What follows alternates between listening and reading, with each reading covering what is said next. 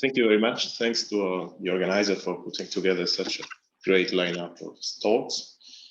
So the question I would like to address today is perhaps best introduced with an example.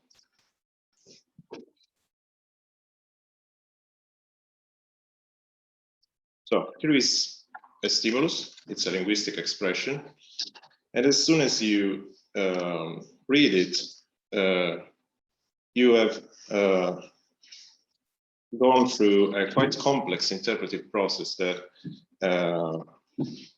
for the most part, is not accessible to you. For example, you may have deduced that the container in question here is something like a basket, but probably not something like a bottle. You may also have inferred that the apples in the container are perhaps half a dozen, but certainly hundreds or thousands.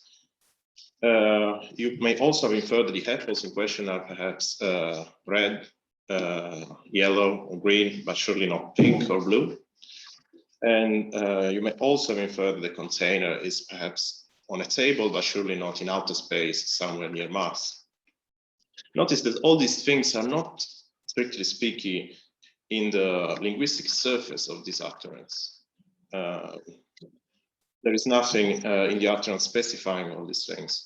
But I take that it is the main task of a theory of linguistic meaning to understand how we get from the linguistic surface of an expression, words on a page, characters on a page, or sounds, to that complex and rich semantic interpretation that we seem to entertain. Now take this other stimulus, it's a visual one. Insofar as it is not for you just a patch of random colors, you have also done here quite complex interpretive process that for the most part you are not aware of. For example, you have segmented this visual scene, identifying in it objects with a certain shape. You have also figured out what's color and what's luminance. For example, you have interpreted this as being a shade and not the table changing color in this particular region. You have also completed or occluded object in certain ways and not in others. And more generally, you have reconstructed a three-dimensional picture starting from a two-dimensional image. And all these things are, strictly speaking, not in the proximal stimulus. They are not in your retinal image. There is something here that you infer. And I think that it is the main task of a theory of perception to understand how we get from the proximal stimulation to the rich interpretation of our sensory world that we seem to entertain. So the question I would like to examine today is really, is there a relationship between linguistic and perceptual meaning making? Is there a relationship between the way in which makes sense of linguistic expressions and the way in which makes sense of sensory stimuli? I will talk mainly about vision, but I take what I say to be applied to all sensory modalities. It seems to be that there must be something in question because in common, because both of them are interpretive activities. Strictly speaking, they are ways in which we can make sense of different stimuli. But according to most theories of both linguistic comprehension and perception, these two things are taken to be quite different. So linguistic comprehension is normally seen as a matter of possessing syntactical, semantical, and pragmatical competences, whereas perception seems as a matter of putting together a coherent percept on the basis of different principles. For example, in vision, detecting edges, shapes, colors, motion, etc. Language is the kind of thing that is said to possess or express propositions, to have a propositional content, and to be deeply concerned with conceptual meaning. Whereas perception is said to be the reign of sensation, of experience, and what philosophers call qualia, the quality of conscious experience. There is also this dichotomy between thinking and feeling, where when thinking is taken by most people to be lingual or certainly deeply entailed with language, whereas feeling seems to be the reign of sensory perception. And to come to distinctions which are more familiar in semiotic, linguistics signs are said to be symbolic, arbitrary, and discrete, whereas percepts are said to be, for the most part, iconic, motivated, and continuous. So we seem to have a divide here that most theories struggle to bridge. Indeed, there are some attempts to bridge this divide, but for the most part, they try to apply the notions that pertain to language to the perceptual case. So there are, as we are probably familiar, there are many approaches that try to apply syntax, semantics, and pragmatics to perception, and to say the pictures, for example, had a syntax or a semantics and a pragmatics. It's also quite frequent in the philosophy of language to think that perception as a propositional context or that it is conceptual. But I take that these attempts to bridge this divide by applying notions from language to perception are quite misleading. And what I would like to suggest today is instead that if we want to grasp the analogies between linguistic and perceptual meaning making, we should look at problems more than solutions. So today I'd like to talk about 3 problems that both linguistic comprehension and perception seems to share. And these problems I dubbed the problem of underdetermination, the problem of cognitive penetration, and the problem of part-whole circularity. So let's start by the problem of underdetermination.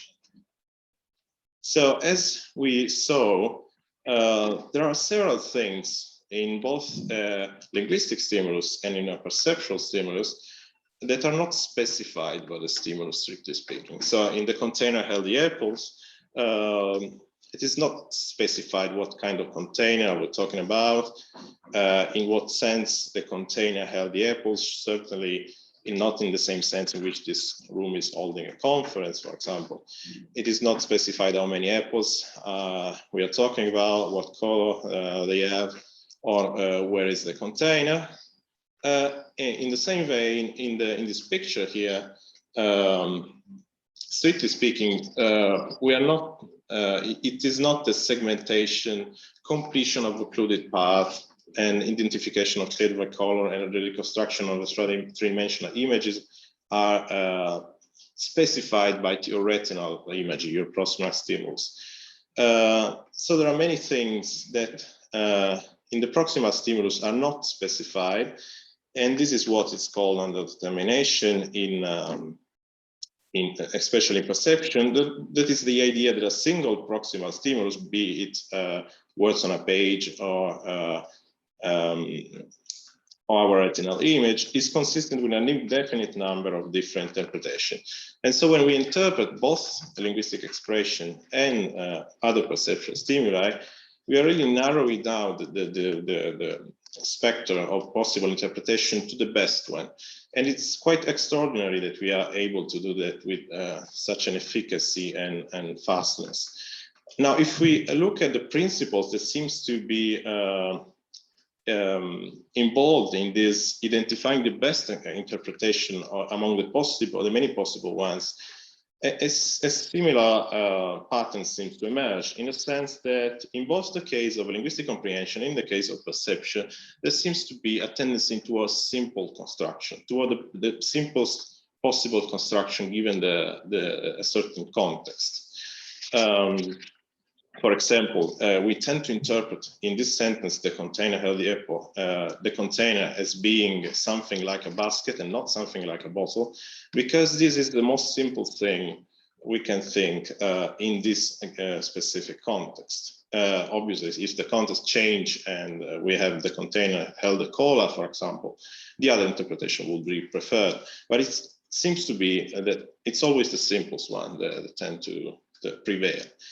In the same vein, perceptual cases, it is often remarked that there is a tendency, an ubiquitous tendency towards simple construction, also in perception.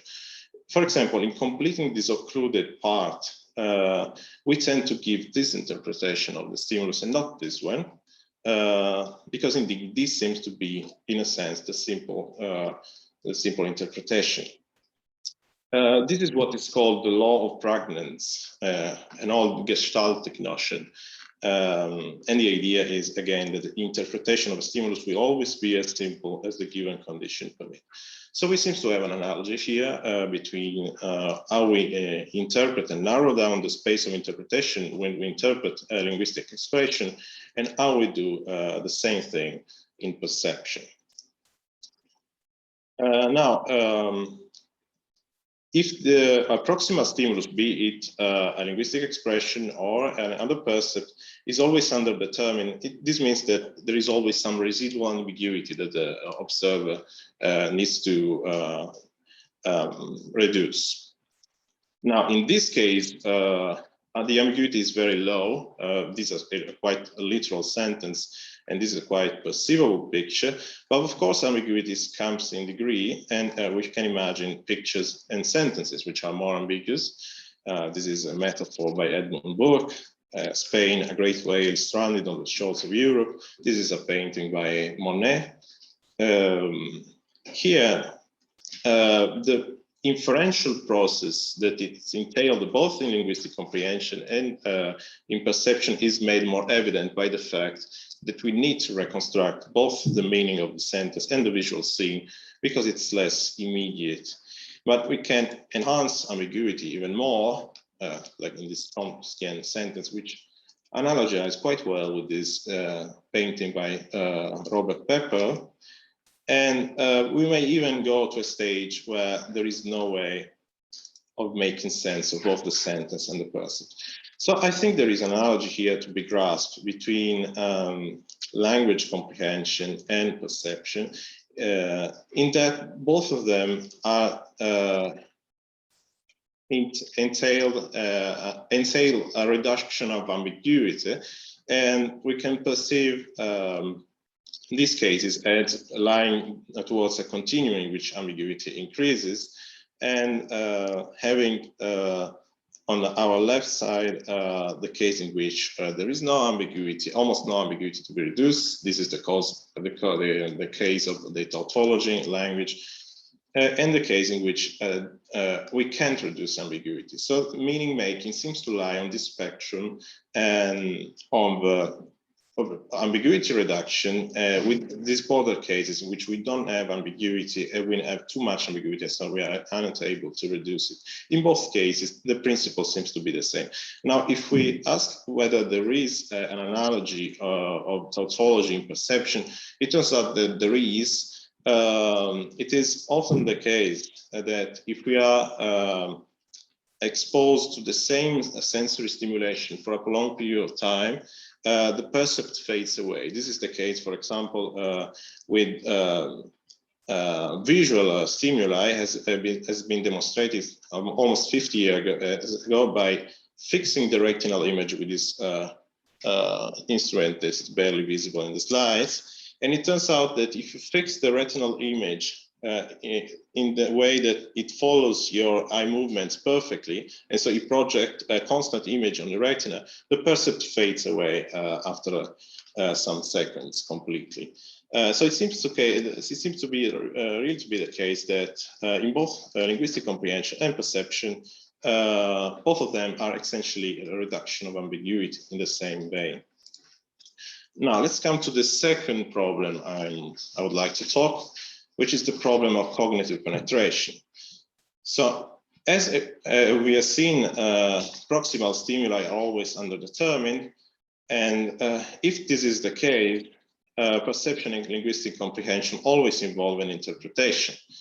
Then there is the problem now on how to distinguish what is in the percept or in the linguistic expression from what we put in it ourselves. And I take that this is a problem that in language is at the origin of the semantics pragmatics distinction, whereas in perception, it is at the origin of the perception cognition divide.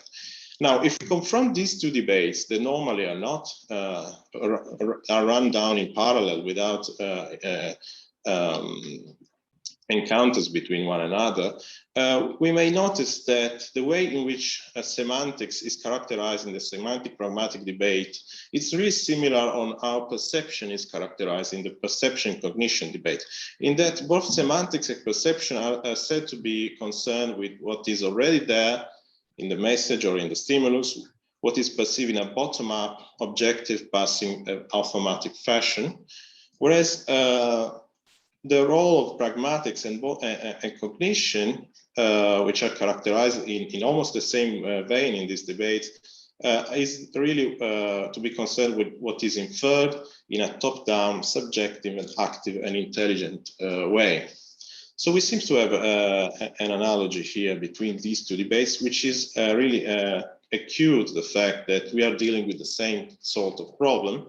And indeed, if we confront this debate a little more, we can see that several positions in the semantics pragmatics debate are mirrored quite nicely by positions in the perception cognition debate.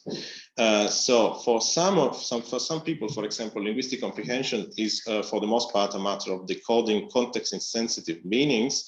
And in the same vein, for certain people, perception is made in a bottom-up process, building larger and larger structures from elementary sensory features. Now, for other people, instead, linguistic comprehension is almost entirely inferential, whereas perception in the perception cognition debate is by some conceived as an inferential all the way down. And there are intermediate positions between these two extremes in both cases, with people thinking that linguistic comprehension is in equal measure a matter of decoding and pragmatic inference, like Paul Grice, and people thinking that perception is impenetrable in early stages, but cognitively penetrable in later ones. So this closeness of the two debates, which is not often appreciated, it's really telling us, I think, that we are confronted with the same problem in both cases, and so that language comprehension and perception operates in a very similar way. So let's come to the third and last of the problem that I wanted to consider, which is the problem of part-whole circularity.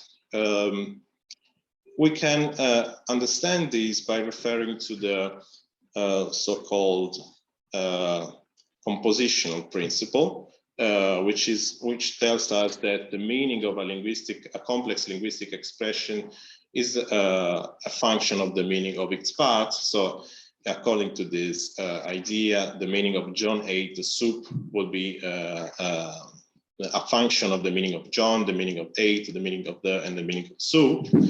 But at the same time, we are quite familiar with the phenomenon of contextual modulation of linguistic meaning. So we can notice, for example, that the same word ate can convey very different implication in these various contexts. John ate the soup conveys something, John ate the stick, something else, the baby ate the stick, something else still, and the dog ate a stick, something else, and so on. So there seems to be a strange circularity here with the meaning of the whole expression, which is determined by the meaning of the part, and the meaning of the part being determined by the meaning of the whole. And of course, this is what is called hermeneutic circle in the continental environments. And what's interesting here is to notice that something very similar occurs also in perception. So this is the Hebbi-Gauss illusion, and you should be able to see that this circle is smaller than this one. But this is in fact an illusion because both circles are indeed of the same dimension.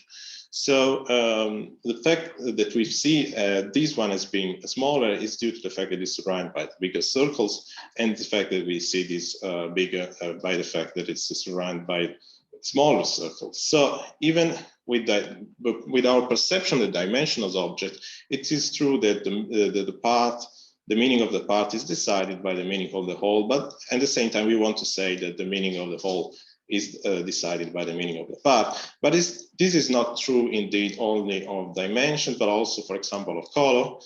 This is a phenomenon that went viral some years ago. What's relevant here is that in this context, we tend to perceive these colors as being black and blue, and in this one as white and gold, but they are indeed the same color as shown by this band. So again, in this case, we wanted to say perhaps the color, our color impression that we get from the picture is a composition of the parts of the single colors, but at the same time, it's true that the color that we perceive in the picture are a function of the broader context in which they occur. So again, we seem to be confronted with the same paradox in both cases, the same difficulty. And indeed, if we confront the debate on contextualism and minimalism in language, there is the idea that the meaning of words are either really strongly contextually modulated or only lowly contextually modulated. And a parallel debate in the philosophy of perception and the science of perception, which is the debate between atomism and holism, we may grasp that these debates are in fact about the same phenomenon, the same underlying phenomenon. So let me conclude here. I hope to have shown at least that there are close analogies between linguistic comprehension and perception, and they seem to involve the same dynamics and pose the same problems. That is to say that we make sense or fail to make sense of a linguistic expression in the same way we make sense of any other person. But then this should have some repercussion from our understanding of both language and perception. In particular, in studying language, we should focus less on language-centric notions and see theory of linguistic meaning as part of a general theory of perception. And language, probably, being an experience among others, needs a phenomenology more than it needs a semantics. On the other hand, in approaching perception, we should consider it as a full-fledged semiotic phenomenon, as semiotic as languages, without, however, trying to impose linguistic notions on it. We shouldn't understand perception in terms of, for example, syntax, semantics, and pragmatics, but we should nonetheless grasp that perception is indeed a semiotic phenomenon, and as language is. And lastly, we should reconsider probably the validity of traditional distinctions such as thinking and feeling. In a sense, there is feeling in language and there is thinking in perception, but also symbol, icon, arbitrary and motivating, sign and signal, and ultimately also nature and culture. Okay, thank you very much for attention. I look forward to your questions.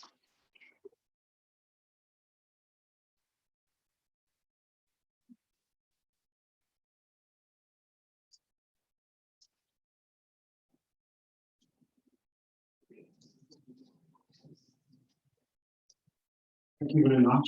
I think our covered off quite closely, so we may have a talk later or coffee, but in the meantime, and I was wondering why, in your opinion, like those theories that try to apply language onto perception kind of fail in a way? Like, is it a matter of, well, the similarities that you show between the two, or because as far as I remember, usually like language is used as a model just because it's more, maybe it has been researched for longer, so like the model from language are more sophisticated. So I wonder why they failed, in your opinion, those models of language applied onto perception. Yeah, sure. Well, one thing to notice is that we tend to perceive language as being the range or meaningful definition. So it's quite normal to tend to apply a linguistic notion to other stimuli. But in the attempts that I've seen to do this, both in analytic philosophy and in semiotics, there is not a convincing move, because it's indeed quite difficult to see things like syntax in pictures for example. And also, by applying these notions from the philosophy of language or the analysis of language to perception, we tend to underestimate factors like the sensory feelings and the emotional part of both linguistic stimuli and perceptual ones, which are not neatly captured by notions like conceptual content, propositional content, truth values, and so on. So these are two of the main difficulties I would see here. Thank you.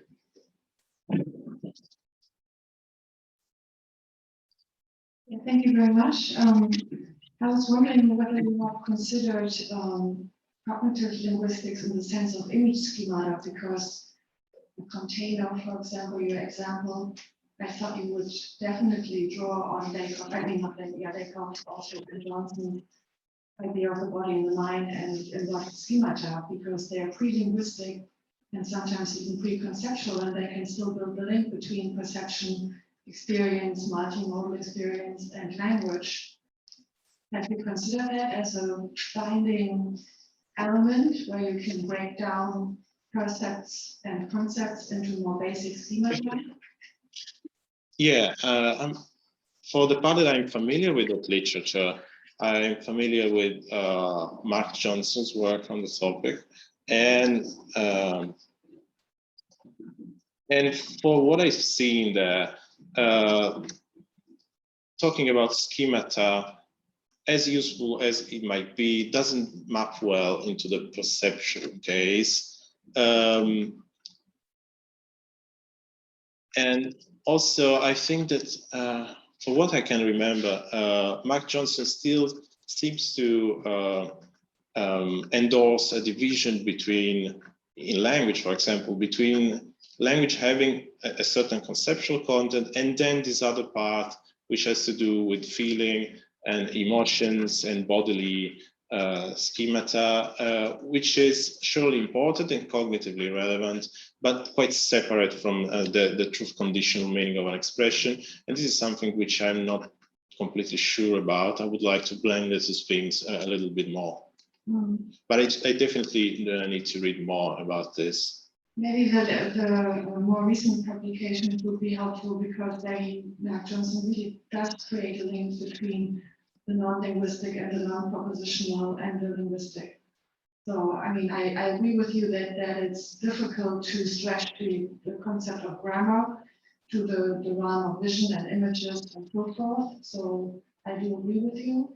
At the same time, I think one needs to maybe, in order to account for everything that you want to account of, which is a very ambitious and interesting enterprise, it makes sense to go further down to those basic primitives of cognition, perception, cognition, and multimodal expression. And I think the cognitive linguists have made some progress on that. So maybe that would be of interest for you.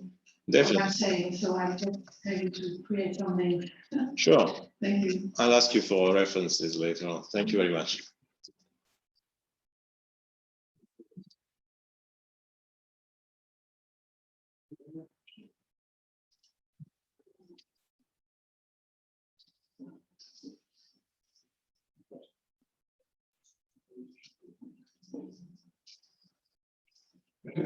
I see that some people are reading their hands online.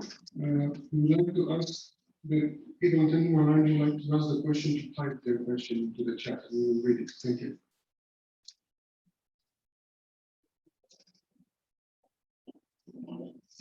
Yeah.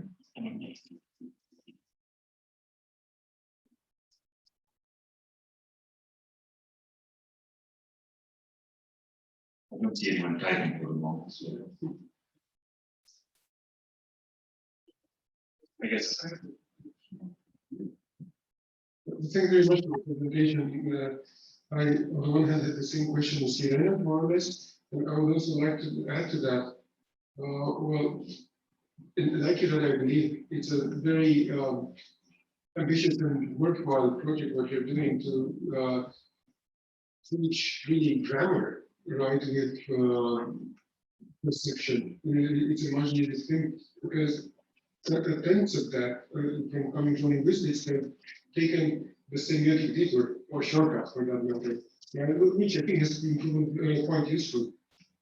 This is not Jacob and Johnson's case, but there's certainly a pathway there that is that also inspired a lot of cognitive semiotics, right? And in using semiotic work, I think that particularly in cognitive semiotics and in social semiotics, I'm sure you're aware of much talk of multimodality.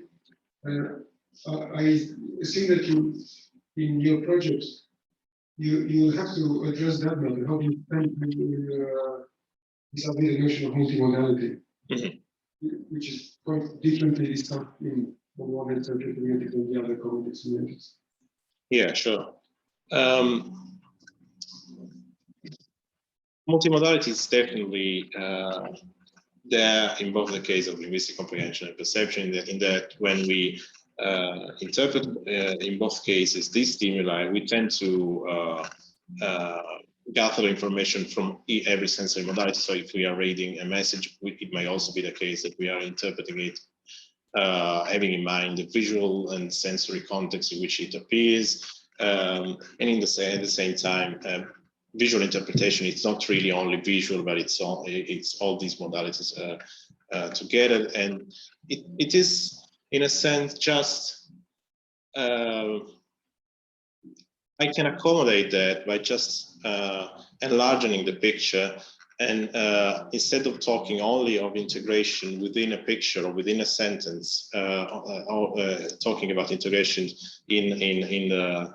also between modalities, and the encounter between modalities is a way of reducing ambiguity and disambiguating in the same fashion. So I see that in principle, my account can cover these things, even if I concentrate for the interest of time and comprehensibility or more narrow context of linguistic expression and perception, visual perception, but indeed they are always embedded in a multimodal context. Thank you. Okay, I see Juan Felipe has a question, but he hasn't written it down. Juan Felipe, do you want to try and Yes, if I can. I don't know if you can hear me. I can hear you, Juan. Okay, great. Yeah, it was a very interesting presentation, and by the end, you were encouraging us to question some traditional dichotomies, let us say, thinking, feeling, symbol, icon, and I was curious in particular about the dichotomy between sign and signal, and I don't know if you could explain a little bit more about how you would question or unsettle this dichotomy based on your exposition. Yeah, sure. In talking about sign and signal, I was referring mainly to the work of Umberto Eco, especially in the treatise of general semiotics. He draws this distinction and says that signals are not really an object for semiotic analysis. They are beneath the inferior threshold of semiotics. Of course, he changed his mind later on in for example, in Kant and the Platypus.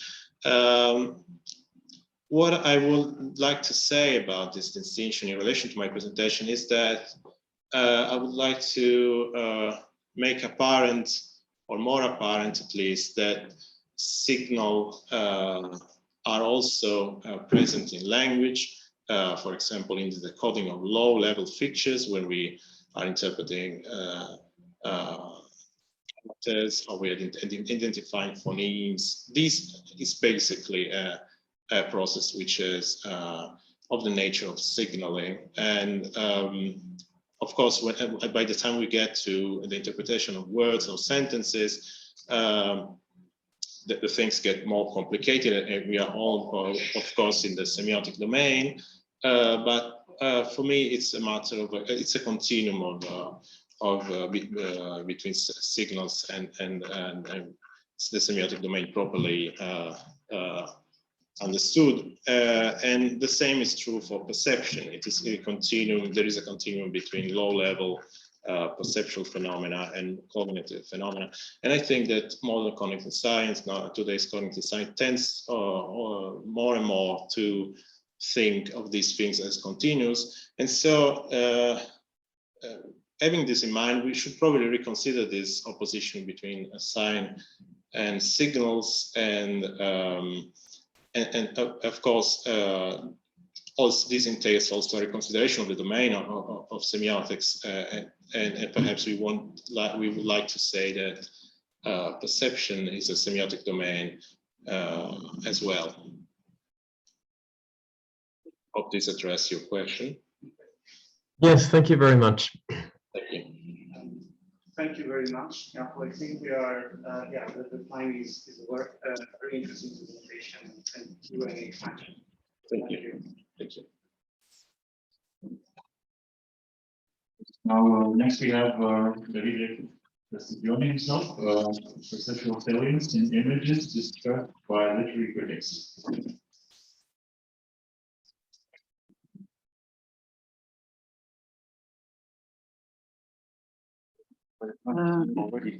Okay, even better. Let's check. Oh yeah, it's there. Oh, okay, I'm sorry. Do you need me to show you when you have the 5 minutes left? Yeah, that'd be great. Yeah, thank you.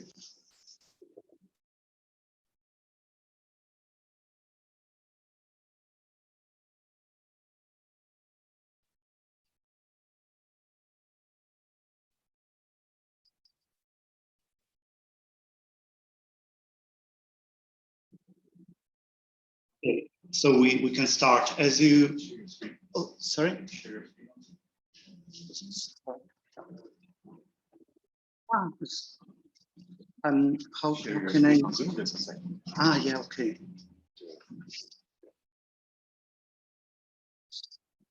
Yeah, I forgot.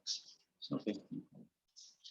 So then, where should I go to move slides? Okay, here, or just okay.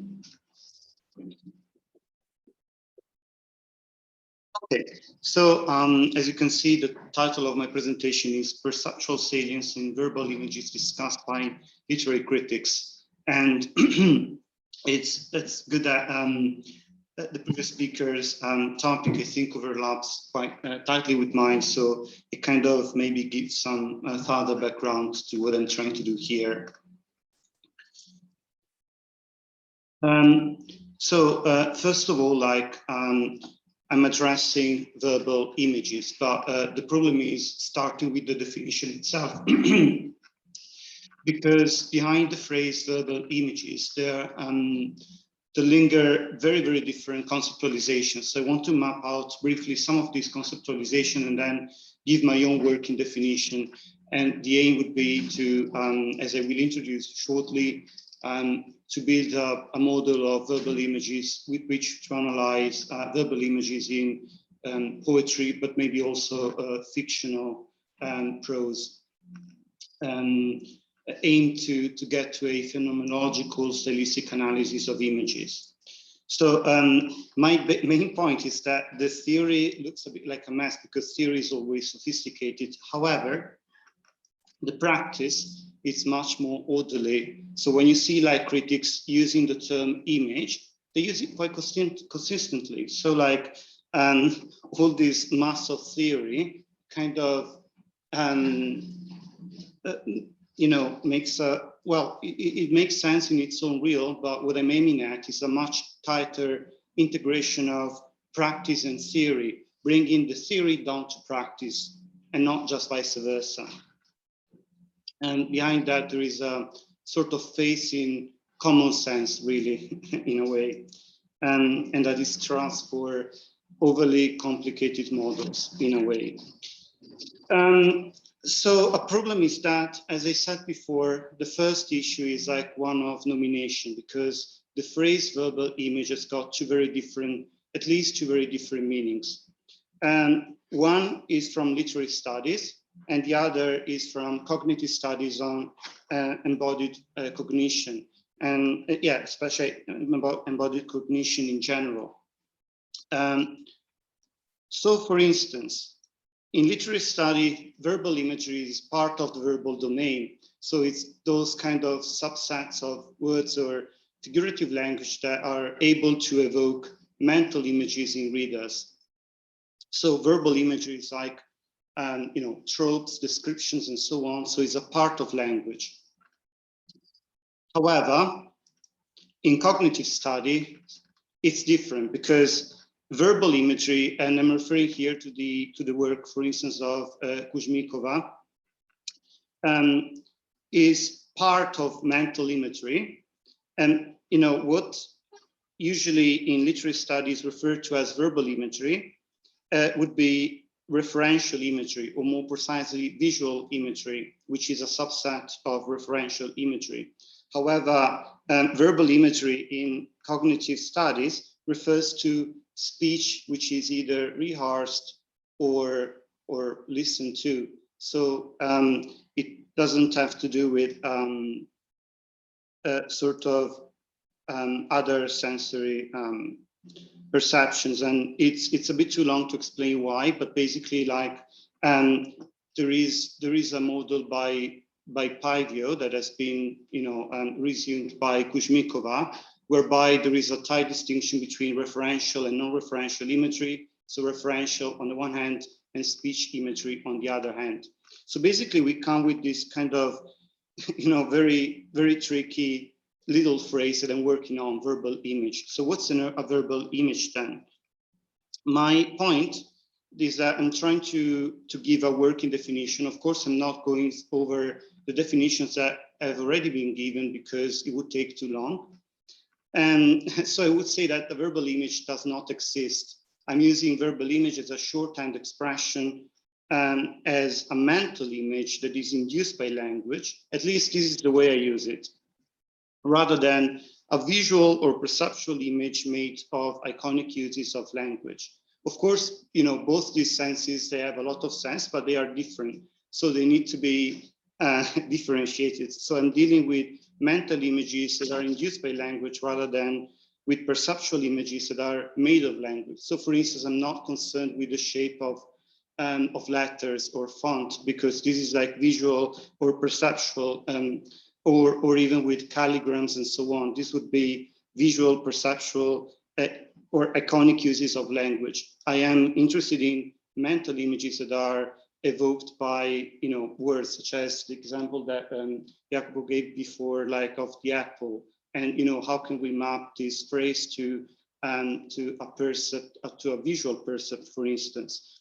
And more specifically, a verbal image would be a referential mental image prompted or projected by a linguistic basis, which is why I say verbal. Verbal in the sense of linguistic, of course, could be written, could be auditory, even though, of course, if it's auditory, it should elicit more easily mental images, because there is not a lot of, you know, the visual system is not taken by the printed letters. So we are more free to kind of imagine, you know, the reference that are being evoked. And also, my point is that this linguistic basis of mental images is constrained by working memory capacity, which has been estimated in 15 words, but I would say that it can be expanded a bit more, and later I will explain why. Of course, we do have images in long-term memory, but they're not interesting for my model at this stage, because I'm focusing on the moment of reading rather than a retrieval, and I will say why later on. But then we need to break down the meaning of a referential mental image, which can be defined, I would say, as a summative projection and an optional, because not all readers are imagers. So it's an optional summative projection of sensorially salient entities, attributes, processes, so semantics, as I said before, in a stretch of literary text, ranging in structure from a simple noun phrase up to a complex sentence. I mean, this is tentative. I'm just at the beginning of my research in a way. And it can be optionally be integrated by a thematized perceiver or sensor, meaning as a semantic role. It's not limited to sight, because referential images and here I'm borrowing from embodied cognition, and comprises the external senses, all of them exteroception, and also interoception and proprioception, even though I won't have time to show all the examples that I am culling from poetry. So I'm trying to give like a visual image of the verbal image. So there would be a verbal basis and a referential mental image. And the verbal basis would be either, I know this, this could be a bit more contentious, but more strictly referential or more strictly imaginative. And other issues I won't have time to delve into is that in the literature, and Mitchell already talked about that 40 years ago, there is a dichotomy between the idea that, in the picture theory of language, utterances, referential utterances may evoke images. So like literal statements. However, usually literary critics, basically they conflate imagery with metaphors, which I think is a bit reductive. So I would put into the verbal basis of verbal imagery, mention, description, narration, but also metaphor. So metaphor is a subset of image, that's my proposal, rather than vice versa. There are two sides or functions, at least, of mental images.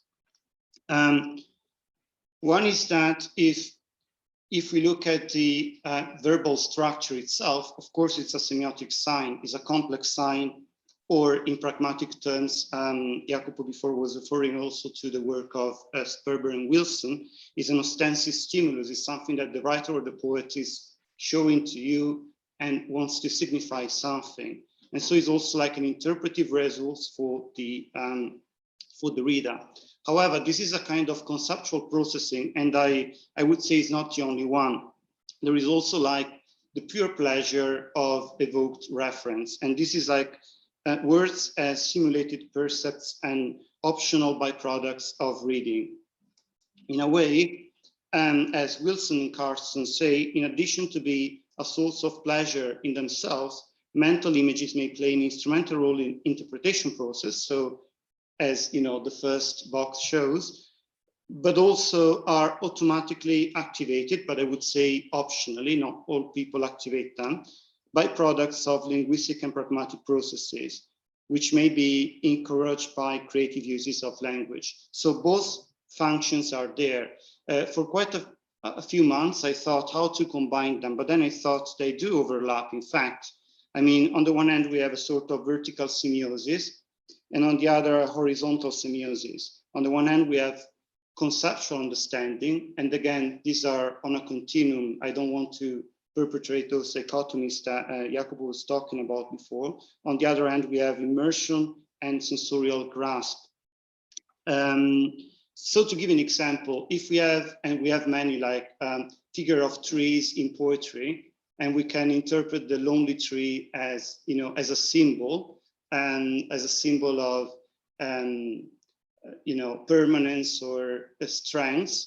So that's a vertical semiotic reading. So here the tree would be a complex sign, but we would lose the sensorial richness of the image itself. However, in another reading mode, which is more horizontal, we would just enjoy like the picture in front of our eyes. And I want to do justice to this reading mode as well. So we know that mental imagery and perception overlap. I give just a few quotes. Costin says, numerous researchers has demonstrated that parts of the brain used in visual perception are also involved in visual mental imagery. Lupien et al. In an experimental study basically say the same. Imagery and perception engage overlapping neural circuits and evoke similar representation of objects categories. Even though they are more, on the top-down inferential and stance towards perception, but then I'm not taking stance now because my aim is a bit different. Ellerstrom says that percepts, on the other hand, we also have the opposite, like showing how percepts are not purely raw or out there, but they can be contemplated and processed by the mind through semiosis. And also going back to Merleau-Ponty, who has been mentioned before, the nature of the perceived is to tolerate ambiguity, which is the same idea of indeterminacy that was spoken about before by the former speaker. So, as I said before, usually theory is the sun and practice is a dim planet. I would like practice to give something back to theory, because practice is much more consistent than theory and the reading practice. And I think that when critics use the image as a fuzzy descriptor, nevertheless, they use it in an intuitive and so common sense from which we can start to build a model, ecologically valid model of verbal imagery. So something like that restores a bit of order, of course, leaving some boundaries of chaos around it. So I'm going to the analytic part. That was, sort of a theoretical introduction, of course, very scant because because of time constraints. And I have to say, I analyzed so far 20 images used by literary critics. I gather 40, but it's not easy. So if you have any, send them to me. Because I'm not using a corpus linguistic tools, and so basically I'm looking for whenever the critic uses the terms image, but then also refers to a specific part of the poem or even fiction he is discussing. So for instance, Norton Fry, he says, discussing the Blackboard example of Pound's famous two-line in a station of the metro, the images of faces in the crowd and the petals on the black bow, for instance. Kramer says that the speaker creates a similar image to the harsh mountain landscape. Stockwell says the images of flames and bloodied hands. And on the other column, you have like the textual basis. I'm not reading them all, but you can see that we have faces, we have petals, we have verticality, but also geographical terms. And we have flames, so we have sensorially salient lexical items. All these cases, they are sort of metaphorical, right? So metaphor, of course, is a basis for imagery, but it's not the only one. So here, of course, the faces are like petals, the states grow vertical, so like trees or people, and so on. We have other similar commentaries, so I won't go over them. Just I would like to ask you to focus on the commentary column. So of course, there is a term image in bold and underlined the referent. I mean, what we're talking about, an injured earth, so something very concrete, very physical, the bones, a crow, the dusk, a bow. So again, always concrete reference. And if you read the lines from these poets, they are not obviously metaphorical. So again, images can be also prompted by literal language. If you see Boland, this Tuesday saw bones out of my carriage window, this is a plain narrative statement. It's not really metaphorical in the way that they were metaphorical, the images in the former slide. Of course, it's easy to cherry pick examples to back up one's theory. One should also try to falsify that. I'm kind of Popperian in that sense. So, I mean, of course, sometimes image is not used that way. Sometimes images is not used as a descriptor of a specific textual stretch, rather is used more as a metaphor on its own. The poem as an image, or the poem as a whole evokes an image of life and usefulness. And, an easy way for me is just to say this is a separate sense of image, is not image as a descriptor. I'm not using it. It may be debatable, but I'm interested in image as a potential stylistic descriptor, which is not in this case, because of course we have not a reference to specific words or syntactic choices. But again, it's good to acknowledge that, images, of course, it's so flexible as a term that is not used only as a descriptor. So, of course, now I'm putting a bit of theory. I won't have time to say why these constraints. Perfect.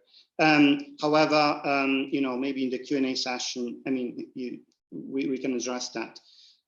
So these are some steps that I would say once, so my idea is very, very much applied. So giving tools to identify and analyze images, verbal images in discourse. So once you have your poem or, you know, fictional text, and they say not other genres because they, you know, also genres, they pose boundaries, but that's a different issues. Make sure the verbal image is containing an interrupted syntactic unit. Make sure that verbal image does not occupy more than 4 lines. Why? Because, well, I'm relying on the research by Cowan, who says that reviewing a lot of psychological paper studies, he says that our working memory or attentional memory can host maximum 4 items unless rehearsal or other mnemonic strategies are employed. So, you know, that's of course like speculative at this stage, but verbal images does not occupy more than 4 lines, does not contain more than 4 semantic domains or entities. Otherwise, it's too big. It needs to be parsed into different parts. I would say it's no longer than 30 words. And the literature I've read says that 15 words of coherent discourse is the maximum. However, I found counterexample that I show later that allows me to say 30 words is a more maybe realistic estimate for that. And of course, make sure that there are strong coherence requirements, like in the form of syntactical, semantical bonds between the lexical units, because of course, those creates a sort of gestalt, you know, again, to borrow from perception. So for instance, and I am almost about to conclude, this is one of the most complicated image that, well, I found so far by Mary Moore. Of course, is a sort of description ekphrasis. So my proposal is that image is an umbrella term that also encompasses description. The old think the medieval decorated hat box in which there are hounds with waists diminishing like the waist of the hourglass and deer and birds and seated people. So that's a complex compositional image. However, based on the constraints that I've given, it's shorter than 30 words. It contains less than 4 semantic domains. It's less than 4 lines. It's syntactically interrupted. It has a strong internal coherence, and the references are salient. And also there is some boosters of image. For instance, like the simile, like the waist, the hounds are like the hourglass, and the perception is thematized by the title when I buy pictures. So all of these apply. I will finish on this slide, and you know, the next step, if you are curious, I can show them to you during the Q&A. So basically, I reviewed so far only 20 images, but you know, hopefully I will do more work. But so far, the images that usually tends to be picked up and discussed by critics, they tend to have some common characteristics. So on the one hand, they have very concrete semantic domains, and I'm using here the user semantic tagger. Is a semantic tagger online, but you know, one could also rely on intuition, like body, people, plants, objects, animal, buildings, substances, physical attributes such as color, weather, geographical spaces, light, universe, and movement. Of course, this is like perception. This is what language tries to do when approximating perception. And within images, there are part-whole relation or adjacency and interaction. I'm borrowing these ideas from Ellestrom's model of coherence. But you know, as we saw before in the Moore example, you know, the box, and there are the parts of the box that are listed. So of course there is a strong semantic interconnection there. I would suggest that maybe it's better to count syllables rather than words, because in poetry we tend to subvocalize. Textual function could be mention, description, narration, and metaphor. And also these are the syntactic structures where images are found. Do I have 1 minute more or done with? Okay, so in my last slide that I have time to then, illustrate to you. So I'm trying to develop what I call the verbal image identification procedure, which sounds very dry and is very dry, but it has been done already for metaphor. We do have the metaphor identification procedure, and we also have the viewpoint identification procedure. So why not having an image identification procedure, like a recipe telling you step by step what to do to identify an image, and so that it's possibly replicable. I need to apply this procedure to 200 poems. I am lagging a bit behind, but we'll catch up. I mean, this is part of my postdoc research.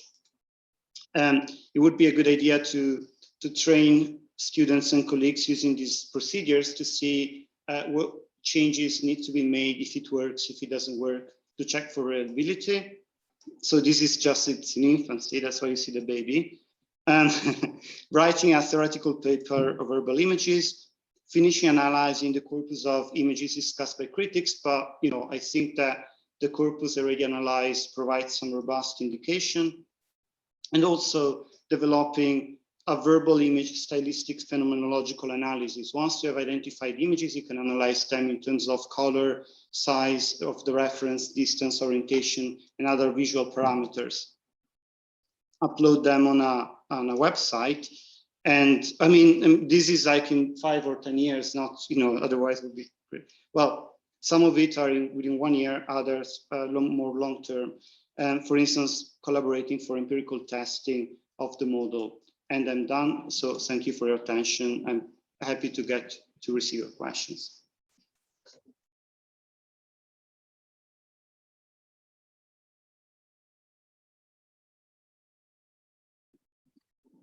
Thank you, David.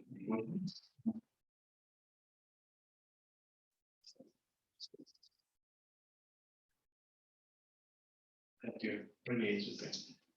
So I was wondering whether you have something to say about the fact that certain verbal images are more vivid than others, and why this is so. Yeah. I mean, when we say the leg of the table, for example, we tend to imagine a humanized table where it's a more creative metaphor. Yeah. It's more vivid.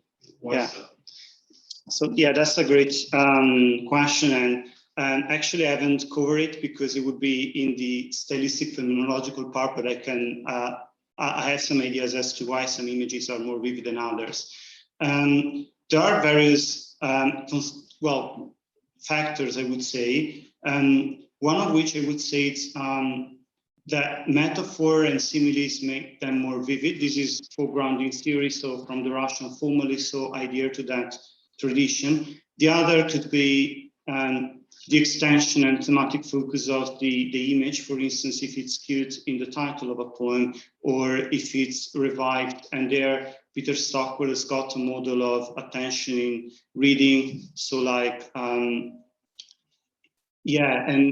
and maybe references to light and color also matter. And for instance, according to Kuzmikova, that's not only like when they are stated, so like an explicature. So, but for instance, if I say strawberry or some nouns, they are already implicating colors more than others. So I would say that. And finally, as you said, like the creative use of language, because if we say the leg of the table is so much entrenched in long-term memory that I would say it's processed more conceptually. But in the procedure that I didn't have time to present today, one idea could be when you identify the lexical items, the multi-word expressions or conventional metaphors such as leg of the table, they should still be parsed in different units, because as we know in literary language, this can be manipulated. So like, I can say the other way around is square. And so you have to revise the whole interpretation of the utterance. Thank you very much, and thank you very much listening to your idea on verbal images. I would be curious to ask, it occurred to me while listening to you, wouldn't you say that verbal images are some cases of conceptual blends, across modal conceptual blends. And hence, if you agree with that, then did you consider what kind of insight might come from also discussing verbal images from a blending perspective? Yeah, that's a great question. Thank you. Yeah, actually, sorry, I would say that, you know, there are different types of images that I'm looking at. So some of them blending can't be applied because if I say, you know, there is an elephant, you know, that's a mention, so that's naming. However, many metaphors, actually, the images that tend to be picked up more often by critics, they are metaphorical, so they involve a mapping. So blending is a possible model to analyze those images, but I wouldn't say all of them, like a subset of images, yes, definitely.